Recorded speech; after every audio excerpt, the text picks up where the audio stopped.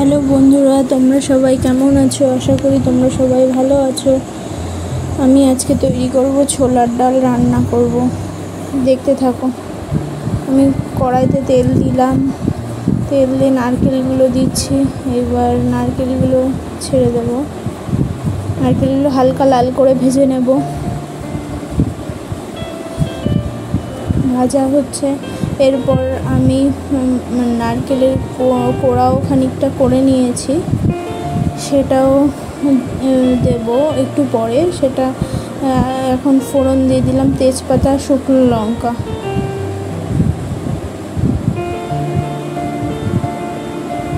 আমি এখানে আদা বাটা দিয়ে দিচ্ছি।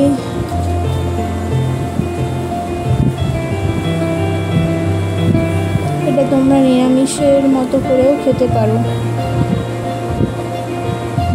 এটা নারকেল কোড়াটা যেটা বলেছিলাম, নারকেল কোড়াটা দিয়ে দিচ্ছি, তাহলে একটু ভালোভাবে দানাগুলোও পড়বে এবং নারকেলের স্বাদটাও পাওয়া যাবে। আর লবণ দিয়ে দিচ্ছি, লবণ হলুদ দিয়ে দিলাম, একটু চিনি দিলাম হালকা করে। এবার আমি সিদ্ধ করে রেখেছিলাম সেটা দিয়ে দিলাম, ডালটা যেটা। এবার একটু কাসুরি মেথি দিয়ে দিচ্ছি, একটু জিরে ভেজে নিলাম, ভেজে বেটে নিচ্ছি।